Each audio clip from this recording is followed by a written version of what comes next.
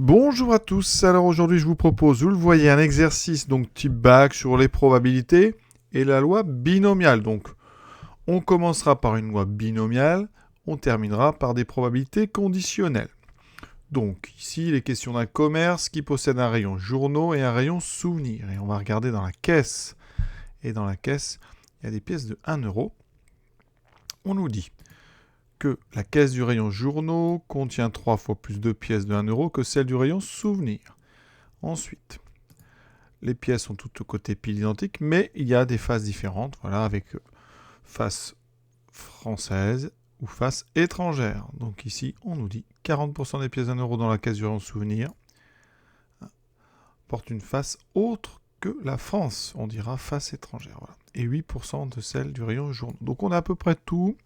Et on commence. On aurait pu faire des probas conditionnels tout de suite, mais là on commence avec une variable aléatoire qui suit une loi binomiale et on vous demande pourquoi. Qu'est-ce qu'on nous dit ? Le propriétaire donc du magasin recherche les pièces portant une face étrangère. Il prélève au hasard et avec remise 20 pièces. Donc avec remise, ça va nous garantir l'indépendance de chaque prélèvement. Et donc c'est 20 pièces. Et on va noter X, donc la variable aléatoire qui associe le nombre de pièces portant une face étrangère. Et donc première chose, pourquoi est-ce que cette variable suit une loi binomiale et quels sont ses paramètres ? Alors on est dans la caisse souvenir. Alors souvenir, on nous dit 40% des pièces de 1 euro du rayon souvenir symbolise donc autre que la France. Donc ici, on prélève donc 20 fois une pièce. Donc en fait, on répète 20 fois une épreuve à 2 issues, donc ce qu'on appelle une épreuve de Bernoulli, qui sera donc, alors ici, face étrangère, ou alors France. On prélève dans la caisse souvenir, et dans la caisse souvenir, c'est 40%, donc 0,4 pour étrangère et 0,6 pour France. Alors grand X, ça compte les faces étrangères, donc le succès, donc probabilité du succès ici, c'est 0,4. D'accord ? Comme on prélève avec remise, donc on prélève avec remise, donc à chaque fois les conditions restent les mêmes pour chaque prélèvement, donc de façon indépendante. Conclusion, eh bien on est vraiment dans les conditions d'un schéma de Bernoulli, d'une répétition de 20 épreuves de Bernoulli. Et donc grand X suit une loi binomiale. Donc grand X suit la loi binomiale de paramètres. Donc ici, la probabilité du succès et le nombre de répétitions. Donc n égale 20 et la probabilité du succès, donc c'est 0,4. Alors ça nous permet déjà de pouvoir utiliser la formule P de x égale k. Avec k, donc entre 0 et n, ça sera k parmi ici 20, 0,4 puissance k, et l'échec 0,6 puissance 20 moins k. En question B, on nous demande la probabilité qu'exactement 5 pièces portent une face étrangère, donc on cherche P de x égale 5, ce qui me fera 5 parmi 20 fois 0,4 puissance 5 fois 0,6 puissance 20 moins 5, donc puissance 15. Sur une Casio, donc menu, stat, je vous montrerai aussi sur Texas après, donc distribution, binomiale, ensuite B, P, D pour faire égal, on est sur variable, x égale 5, nombre d'essais 20, probabilité du succès 0, donc 4, on valide. Ici ça fait 0,0, ici 0,75. Alors on peut, évidemment, ça, de toute façon on ne va pas vous demander comment vous avez fait le calcul, donc on va écrire, donc à peu près 0,075. Sinon, on peut faire le calcul. Donc là je vais vous montrer, donc je vais dans le mode calcul, je fais donc 5 parmi 20, alors il faut que j'aille chercher dans option, ici proba, NCR, nombre de combinaisons, donc j'écris 20, NCR 5, multiplié par 0,4 puissance 5, multiplié par 0,6 puissance 15.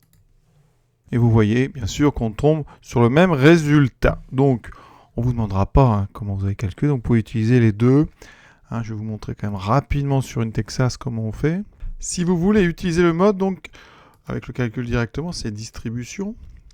Vous allez chercher très bas. C'est après le 9, c'est le mode, donc ici, A. Donc, vous validez. Nombre d'essais, 20. Probabilité du succès, 0,4. Valeur de X, 5. Et vous rappuyez 2 fois. Et vous avez votre résultat. Sinon, vous allez chercher donc les combinatoires. Donc ici, c'est dans maths. Proba, donc ici, on se déplace. Voilà. Et vous voyez qu'il y a marqué combinaison, c'est le 3. Donc ici, vous remplissez. Donc on met d'abord le 20, je crois, et après le 5. Vous validez. Voilà. Et après, pardon, vous multipliez, j'ai oublié, par 0,4. Donc après, puissance, ici 5. Et par 0,6 puissance 15. Et bien sûr, on obtient le même résultat.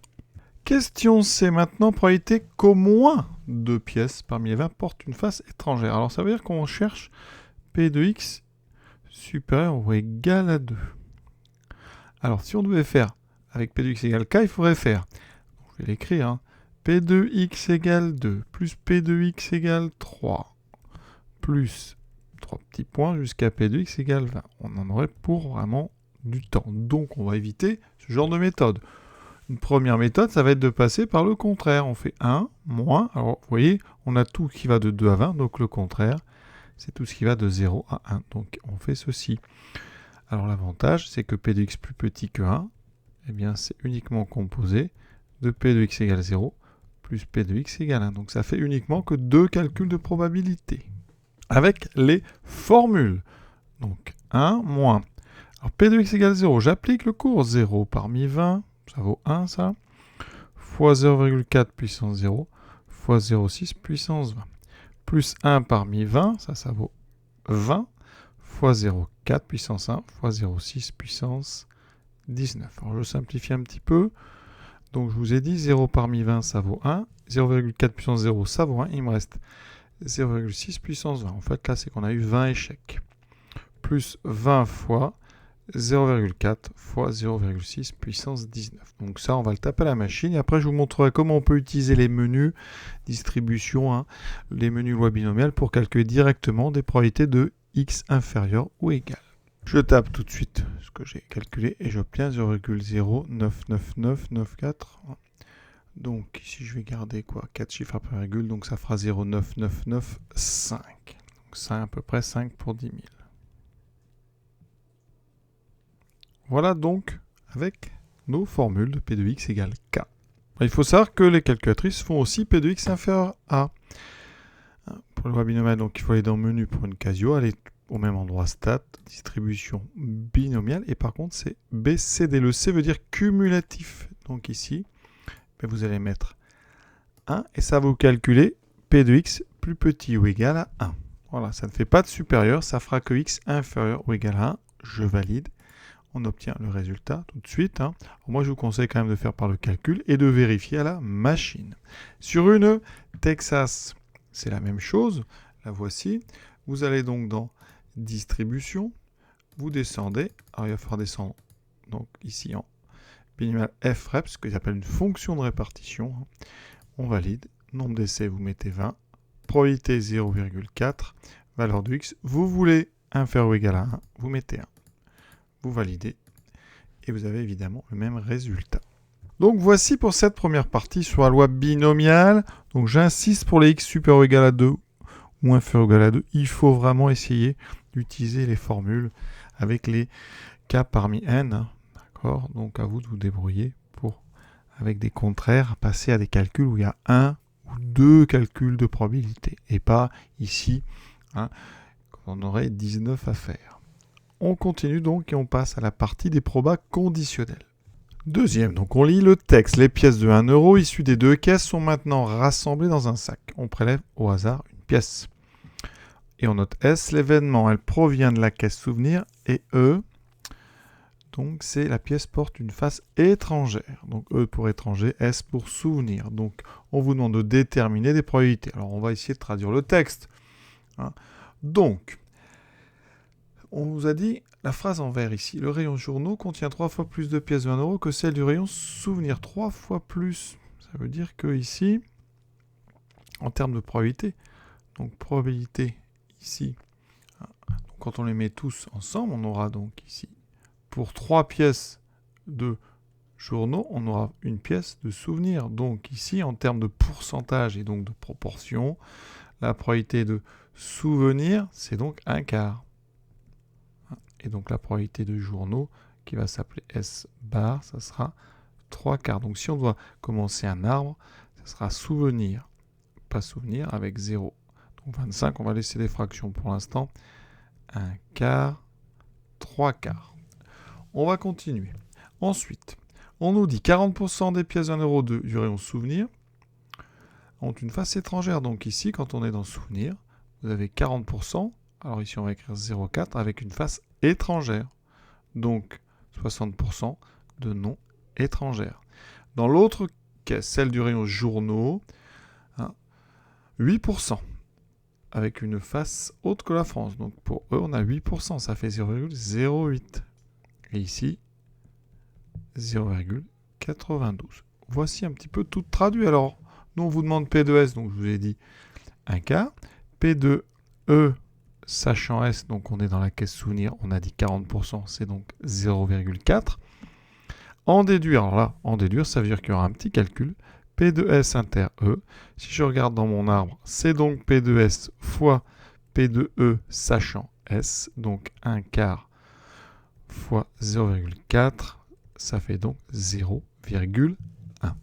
Question B, alors moi c'est des questions que j'aime bien, enfin en termes de, pour les élèves, c'est rassurant parce que vous avez un objectif 0,16, donc si vous trouvez 0,16, globalement il y a peu de chances que vous soyez trompé, donc c'est des questions qui peuvent rassurer. Probabilité que la face donc, soit étrangère, on veut donc P de E. Si on regarde dans notre arbre, on a 2 chemins qui mènent à P de E. Enfin, qui mènent à E. Donc, soit on est passé par S ou par S bar. C'est normal parce que S et S bar étant des événements contraires, ils forment une partition. Donc, probabilité totale, P de E, c'est P de S inter E plus P de S bar inter E. D'accord ? P de S inter E, on nous a demandé de le trouver, c'était 0,1. Pour P de S bar inter E, on va faire la même chose. Ça fera donc 3/4 P de S bar fois P de donc E sachant S bar, c'est 0,08. Alors, on va essayer de faire ça sans machine. 0,08 divisé par 4, ça fait donc 3 fois 0,02. J'obtiens donc 0,1 plus 0,06, donc 0,16. C'est ce qu'il fallait démontrer. CQFD. Question C, là, c'est classique. Sachant que cette pièce porte une face étrangère, détermine la probabilité qu'elle provienne de la caisse souvenir. Donc ici, on veut P de souvenir, sachant E, donc P de S, sachant. Vous voyez que dans l'arbre, on n'a pas ça. On a P de E, sachant S. Donc si j'applique le cours, ça fait P de S inter E divisé par P de E. Ça tombe bien, on vient de le calculer, ce P de E. Donc vraiment... vous êtes habitué. Et P de S intérieur, on l'a déjà fait, c'est 0,1. J'obtiens donc ici 10 sur 16. On divise par 2. 5 huitièmes.